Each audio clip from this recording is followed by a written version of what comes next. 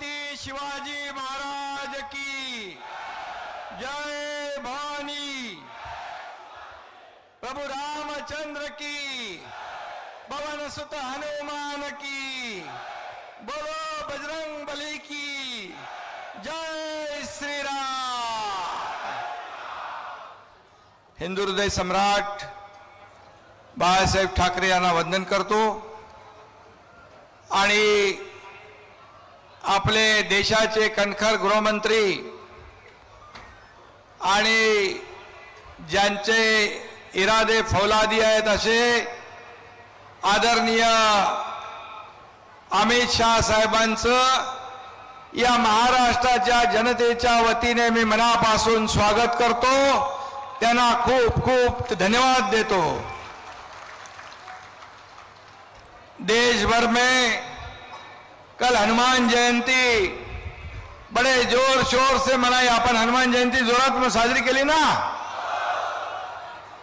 आणि आपले गृहमंत्री राम भक्तही आहेत आणि हनुमान भक्तही आहेत आणि त्यांनी या देशाचा गृहमंत्री पदाची जबाबदारी यशस्वीपणे पार पाडली। ते कालपासून आपल्या या महाराष्ट्रामध्ये आपल्या उमेदवारांचा प्रचार करतात। अमरावती की धरती पर मैं फिर एक बार अमित भाई का तहे दिल से और हृदयपूर्वक स्वागत करता हूं और फिर एक बार उनको शुभकामनाएं देता हूं। अमित भाई का महाराष्ट्र से एक विशेष नाता है, एक विशेष रिश्ता है। वे महाराष्ट्र के दामाद हैं। कुछ नेता हाल ही में महाराष्ट्र में दिखाई पड़ रहे हैं कि अपने बहू के नाम पर उंगलियां मोड़ लेते हैं, लेकिन जाने दो उनको। लेकिन हम दामाद का मान सम्मान करने की महाराष्ट्र की परंपरा को कभी नहीं छोड़ेंगे, क्योंकि महाराष्ट्र एक परंपरा, एक संस्कृति आगे बढ़ाने वाला राज्य है। अमित भाई जैसा हिम्मत वाला और कर्तव्यनिष्ठ दामाद महाराष्ट्र का होने की वजह से हमें सबको गर्व और अभिमान है। नवनीत राणा जी बरोबर आहे ना, आपल्याला गर्व आहे। आणि महायुति के उम्मीदवार नवनीत राणा भी हनुमान भक्त है और रवि राणा भी है। हनुमान चालीसा पढ़ने पर, अभी देवेंद्र जी ने कहा, हनुमान चालीसा पढ़ने पर इन पर देशद्रोह का मामला दर्ज हुआ। कैसी सरकार, कौन सी सरकार और क्या करने जा रही थी सरकार। और दोनों पति पत्नी को 14 साल उन्होंने जेल में रखा, लेकिन 14 साल नहीं 14 दिन अरे 14 साल को भी नहीं डरेगी हमारी बहन। 14 दिन जेल में रहने के बाद फिर एक बार उन्होंने जय श्री राम का नारा दिया। ऐसे नवनीत राणा के लिए आप लोग यहां उपस्थित हैं। रावण की तरह अहंकारी सरकार ने एक कार्रवाई की हुई थी। हनुमान ने अहंकारी रावण की लंका जला दी थी और आप लोगों को, अमरावती की जनता महाविकास आघाड़ी के रावण रूपी लंका को आने वाले 26 तारीख को जलाकर राख कर देगी। और नवनीत राणा रिकॉर्ड मत से चुनकर आएंगे, यह विश्वास मैं यहां पर दिलाने आया हूं। और इसकी मुझे पूरी गारंटी है कि इतनी विशाल सभा में आप यहां इकट्ठे हुए भरी धूप में हमारे गृह मंत्री जी को सुनने, उन्हें देखने यहां आए हो। और इसलिए 26 तारीख को ये पूरा पुण्य का काम आप जरूर करोगे, ये मुझे पूरा विश्वास है। अमित भाई को देखने के बाद, मिलने के बाद हमें ऊर्जा तो मिलती है, प्रेरणा भी मिलती है, लेकिन एक हिंदी की एक कहावत भी याद आती है, सफल लोग कोई अलग काम नहीं करते, वे बस अलग तरीके से काम करते हैं। और अमित भाई के काम करने का तरीका भी ऐसा ही है। एक बार ठान लिया तो पीछे नहीं हटते। उनके जैसे मैंने कहा इरादे भी फौलादी है। एक बार जो सोच लिया और जहां लोगों की सोच खत्म होती है वह अमित भाई की सोच और काम शुरू हो जाता है। ये इसका अनुभव मैंने खुद लिया हुआ है और इसलिए अमित भाई की दूरदर्शिता में एक ताकत है। इसलिए वे देश की दिशा बदलने वाले मजबूत निर्णय मोदी जी के नेतृत्व में ले पाए हैं। कुछ लोग इस भ्रम में थे कि कश्मीर में धारा 370 को हटाना नामुमकिन है, कभी संभव नहीं, लेकिन प्रधानमंत्री मोदी जी के नेतृत्व में अमित भाई की असीम इच्छा शक्ति के कारण यह संभव हुआ। कुछ लोग कहते थे दंगे होंगे, कश्मीर जलेगा, लेकिन क्या हुआ का कुछ? अमित भाई ने ऐसा चक्कर और ऐसा जादू चलाया, सब शांति से एकदम हमारा कश्मीर हमारे साथ आ गया और हमारे देश का नंदनवन फिर एक बार हमारे देश की मुख्य धारा से जुड़ गया, शामिल हो गया। इसका पूरा जो श्रेय अमित भाई को जाता है। और वर्षों तक उग्रवाद के साए में रहे कश्मीर आज विकास की राह में दौड़ रहा है, विकास की ओर जा रहा है। ये हमारे देश के लिए गौरव की बात है। हम कश्मीर में महाराष्ट्र भवन बना रहे, हमें जगह भी मिल गई, लेकिन उमर अब्दुल्ला यहां पर मुंबई में आए थे, बोले हम यहां पर महाराष्ट्र भवन नहीं बनने देंगे। अभी हमारे साथ मोदी जी भी है, हमारे साथ अमित भाई भी है, तो कौन रोकेगा महाराष्ट्र भवन बनाने के? और कलानगर का एक अब्दुल्ला उमर को अपने कंधों पर लेकर नाच रहा है, घूम रहा है। हे त्यांना माहित नाही पडणार काय? ठीक है, ऐसे रहने दो। हम भी देखते हैं कि श्रीनगर में महाराष्ट्र भवन कैसे बनता नहीं। अपने मित्रों को, अपने मित्र दलों को, अपने गठबंधन के पक्षों को, पार्टी को साथ लेकर चलने का प्रयास अमित भाई कर रहे हैं। उनका वचन काले पत्थर की लकीर होती है। मैंने स्वयं इसका अनुभव लिया है। एक बार वो किसी के पीछे खड़े रहते तो चट्टान की तरह खड़े रहते हैं, फिर यह का नहीं सोचते। ये उनकी खासियत है। और वे बंद दरवाजे के पीछे किसी को शब्द भी नहीं देते, उनका सब कुछ खुला होता है।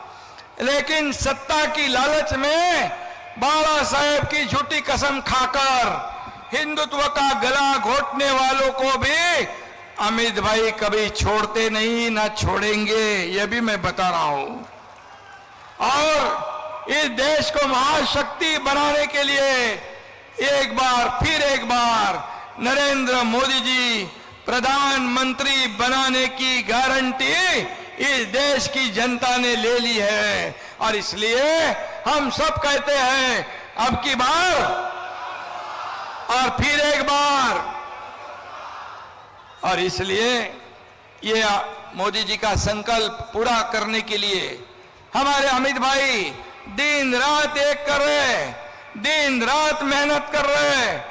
और ये भी मैं कहूंगा, कभी जब अमित भाई राष्ट्रीय अध्यक्ष बने भारतीय जनता पार्टी की, तब से भारतीय जनता पार्टी इतनी मजबूत हो गई, इतनी मजबूत हो गई कि मोदी जी के नेतृत्व में 2014 साल से 10 साल ये एनडीए की भारतीय जनता पार्टी की सरकार देश में कारोबार कर रही है, लोगों को न्याय देने का काम कर रही है। और इसलिए मैं इतना ही कहूंगा। तभी रवि ने कहा, राहुल जी का नाम लिया आपने। अरे भैया, मोदी जी चाहिए कि राहुल गांधी चाहिए? तो छोटा दूध पिता बच्चा भी बोलेगा कि मोदी मोदी मोदी करके पुकार करेगा, क्योंकि मोदी जी ने 10 साल में जो काम किया है, ये कांग्रेस ने 50-60 साल काम नहीं किया। अगले 100 साल, जब अमित भाई 50-60 साल का काम 10 साल में करके दिखाने वाले हमारे मोदी जी है। और जो इस देश के खिलाफ आज मोदी जी पूरा जीवन उन्होंने देश के लिए समर्पित किया है, हमारे देश का नाम पूरी दुनिया में रोशन कर दिया है, हमारी अर्थव्यवस्था 11वें पे से 5वें नंबर पे लाई है, 3रे नंबर पे लाने का संकल्प किया है। और कडी धूप हो, उन्हाळा, पावसाळा, हिवाळा काही न बघता या देशाच्या सेवेमध्ये मोदीजी लागलेत। आणि दुसरीकडे थोडी गरमी झाली की थंड हवा खायला परदेशात जाणारे युवराज, आणि तिथं जाऊन देशाची बदनामी, आपल्या प्रधानमंत्र्यांची बदनामी करणारा राहुल कुठे आणि मोदी कुठे?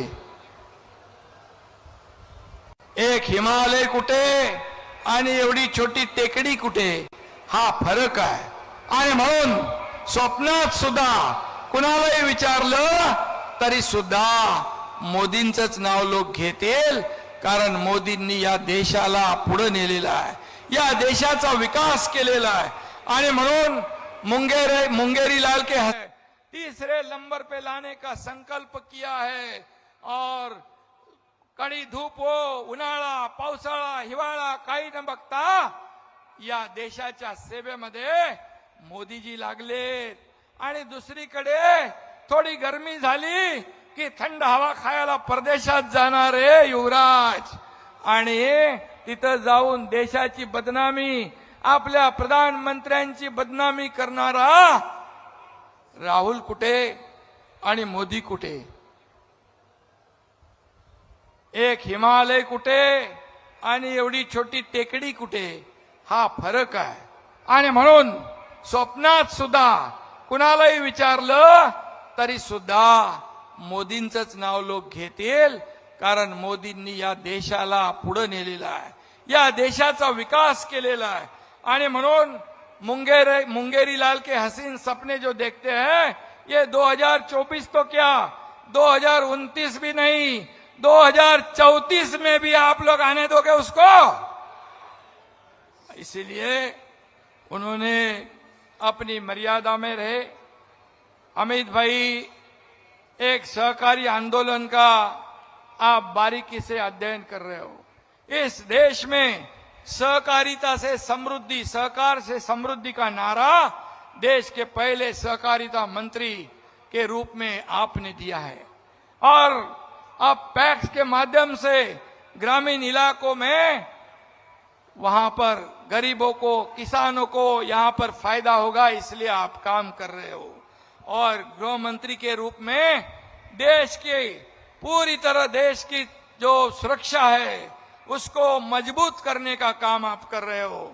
और इसलिए मैं इतना ही कहूंगा कि आपकी मेहनत, आपकी लगन, कड़ी मेहनत के वजह से हम देखते, हम जब भी जाते 2-3 बजे तक अमित भाई का काम शुरू रहता है।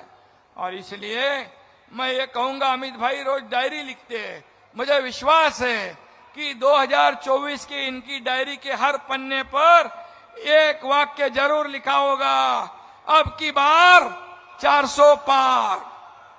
और 4 जून को जब लोकसभा के नतीजे आएंगे तो अमित भाई की अपनी डायरी के पन्नों पर लिखेंगे, अब की बार 400 पार हो गया साकार। और यह हमारे अमित भाई का काम है। और हमें सबको महाराष्ट्र को गर्व है, नाज भी है। मोदी जी और अमित भाई के विश्वास पे हम महाराष्ट्र में महागठबंधन की गाड़ी फुल स्पीड में दौड़ा रहे हैं। हमारे देवेंद्र जी है, अजीत दादा है, हमारे सब लोग हैं, पूरी तरह जो काम ठप पड़े थे, जो प्रकल्प ठप थे, उन्हें हमने आगे बढ़ाने का काम किया है। कई लोगों के जीवन में नई ऊर्जा भरने का काम किया है।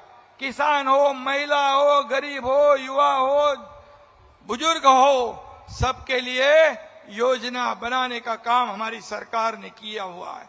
और इसलिए आज मैं इतना ही कहूंगा कि ये जो 10 साल में देश में हुआ काम और 2 साल में यहां पर राज्य में हुआ काम, ये काम के जरिए विकास के मुद्दे पर हम चुनाव लड़ रहे हैं। और इसलिए जनता का विकास मोदी गारंटी पर है। अन्य सभी गारंटी फेल हो चुकी है। देश में एक ही गारंटी चलती है। कौन सी गारंटी है? मोदी गॅरंटी। आणि म्हणून फक्त आणि फक्त देशाचा प्रधानमंत्री होण्याचा मान आणि अधिकार फक्त मोदी साहेबांना आहे। कारण मोदी साहेबांनी या देशाचं नाव लौकिक वाढवलं आहे। आणि म्हणून मी एवढंच सांगतो की ही प्रगती जी झालेली आहे, ही प्रगती आपल्या समोर आहे। आणि नवनीत राणाजी, आपल्याला मी शुभेच्छा देतो की आपण या जनतेची सेवा केलेली आहे, आपण लोकांचं काम केलेलं आहे। काही लोक जे उभाटा आहे, महाविकास आघाडी आहे, एका महिलेला कुठले अपशब्द वापरतात, कुठले त्यांचा अपमान करतात। आम्ही जेव्हा गुवाहाटीला होतो तेव्हा आमदारांचा पण अपमान त्यांनी केला, अश्लील भाषा वापरली। अशा लोकांना तुम्ही मतदान करणार का? आणि म्हणून जी जिगरबाज आपली शेरनी वाघीने, तिच्या मागे 26 तारखेला खंबीरपणे आपण उभे राहा। एवढंच आपल्याला मी सांगायला आलो, बाकी इकडे तिकडे काही बघायचं नाही। महायुती म्हणजे महायुती। आणि म्हणून सगळे आपली शिवसेनेची ताकद, अडसूळ इकडे आहे अभिजित, शिवसेनेची पूर्ण ताकद या नवनीत राणांच्या पाठीशी उभी करा। आपल्या शिवसेना, भारतीय जनता पार्टी, राष्ट्रवादी, रिपाई, आरपीआय, मनसे, सगळी ताकद आपली एकजूट। आता 2च दिवस आहेत, या 2 दिवसात डोळ्यात तेल घालून आपण काम करा आणि 26 तारखेला नवनीत राणांच्या कमळाच्या बटनाच्या समोर आपण मतदान करा। कमळ निशाणी आपली आहे आणि म्हणून कमळाचं बटन दाबून नवनीत राणा यांना पुन्हा एकदा दिल्लीला पाठवा, एवढीच विनंती आपल्याला करतो। धन्यवाद। जय हिंद, जय महाराष्ट्र, जय श्रीराम। धन्यवाद साहेब। आम्ही अमरावतीकर आपणाला शब्द